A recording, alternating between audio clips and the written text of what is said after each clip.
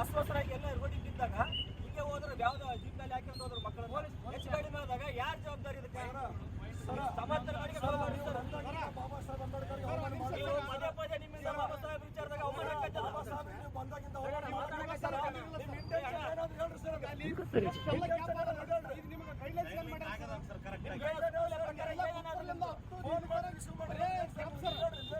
ಏನ್ ಕಾರ್ಯಕ್ರಮ ಏನ್ ಮಾಡಿರಿ ಸರ್? ಪ್ರಜಾಪ್ರಭುತ್ವ ಮಾನವ ಸರಪಳಿ ಎಲ್ಲಿ ನಿರ್ಮಾಣ ಮಾಡಿರಿ?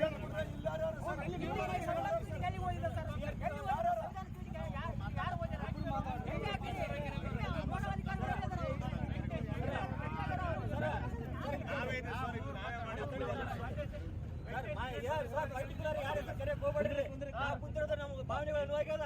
ನೀವು ಹೆಸರೆಲ್ಲ ಕರೆಯಕ್ ಹೋಗ್ಬೇಡ್ರಿ. ನೀವು ಎಷ್ಟೆಲ್ಲ ಪದೇ ಪದೇ ನೀವು ಅವಮಾನ ಮಾಡೋದು. ನೀವು ಫೋಟೋಗಳು ದೊಡ್ಡದಿಲ್ಲ ಅಲ್ಲಿ ತಹಸೀಲ್ ಆಫೀಸಾಗ ಎಷ್ಟು ದೊಡ್ಡದಾಗಿ ಅಂತಂದ್ರೆ ಪುರಸಭೆದವ್ರು ಸಮಿತಿ ನೆಗ್ಲೆಕ್ಟ್ ಮಾಡ್ತಾರ. ಮಕ್ಕಳಿಗೆ ಏನು ಹೆಚ್ಚು ಕಡಿಮೆ ಆದ್ರೆ ಯಾರು ಎರಡು ಮೂರು ತಾಸು ಏನಿಲ್ಲ ಚಕ್ರ ಕಪ್ಪುಗಾಲಲ್ಲಿ ಏನಾಯ್ತು ಸರ್?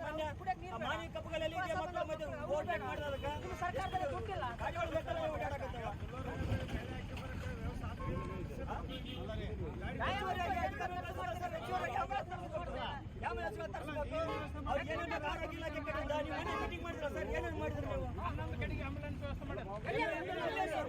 ನೋಡಲ್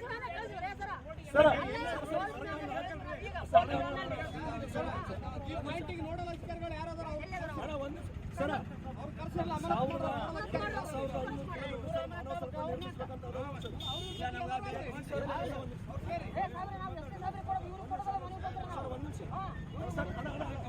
ಸಂವಿಧಾನಕ್ಕೆ ಆಗೋರು ಭ್ರಷ್ಟ ಆಡಳಿತ ವ್ಯವಸ್ಥೆಗೆ, ಸಂವಿಧಾನಕ್ಕೆ ಆಗೋರು ಭ್ರಷ್ಟ ಆಡಳಿತಕ್ಕೆ ಏನೇ ಬರಲಿ. ಸರ್ಕಾರದ ವತಿಯಿಂದ ಇವತ್ತು ಅಂತಾರಾಷ್ಟ್ರೀಯ ಪ್ರಜಾಪ್ರಭುತ್ವ ದಿನಾಚರಣೆಯನ್ನ ಹಮ್ಮಿಕೊಳ್ಳಲು ಒಂದು ಸುತ್ತೋಲೆಯನ್ನು ಹೊರಡಿಸಿದ್ದಾರೆ, ಆದೇಶವನ್ನ ಮಾಡಿದ್ದಾರೆ. ಆದ್ರೆ ಅಲ್ಲಿ ಅನುದಾನವನ್ನು ಕೆಲವೊಂದಿಷ್ಟು ಖರ್ಚು ವೆಚ್ಚಗಳಿಗೆ ಅಂತ ಸರ್ಕಾರನೇ ನೇರವಾಗಿ ನಿಂತು ಅನುದಾನವನ್ನ ಜಿಲ್ಲಾಡಳಿತ ವತಿಯಿಂದ ಕೊಟ್ಟಿದ್ದಾರೆ. ಆದ್ರೂ ಸಹ ಇಲ್ಲಿ ನಮ್ಮ ತಾಲೂಕಾಡಳಿತ ವತಿಯಿಂದ ಯಾವುದೇ ಆ ಸರ್ಕಾರ ಮಾಡಿದ ಆದೇಶವನ್ನ ಪಾಲನೆಯನ್ನ ಮಾಡಿಲ್ಲ.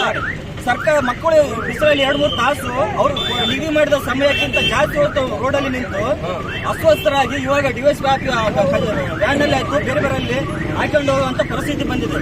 ಎಲ್ಲಿ ಆಂಬುಲೆನ್ಸ್ಗಳು ಕಂಡು ಬಂದಿಲ್ಲ ಮೇಡಮ್ ಇಲ್ಲಿವರೆಗೆ. ಅಂತ ತಹಸೀಲ್ದಾರ್ ಅವರಿಗೆ ಕಾಲ್ ಮಾಡಿದ್ರೆ ರೆಸ್ಪಾನ್ಸ್ ಮಾಡಲ್ಲ. ನೋಡಲ್ ಅಧಿಕಾರಿಗಳು ಎಲ್ಲಿ ಇಲ್ಲ ಇಲ್ಲಿ ಇದ್ದಾರೆ. ಆದ್ರೆ ಮಕ್ಕಳಿಗೆ ಏನಾದ್ರು ಹೆಚ್ಚು ಕಡಿಮೆ ಆಯ್ತು ಅಂದ್ರೆ ಯಾರು ಜವಾಬ್ದಾರಿ? ತಾಲೂಕಾಡಳಿತ ಏನಾಗಿದೆ ಅಂತ ನಮ್ಗೆ ಅರ್ಥ ಆಗೋದು ಮೇಡಮ್.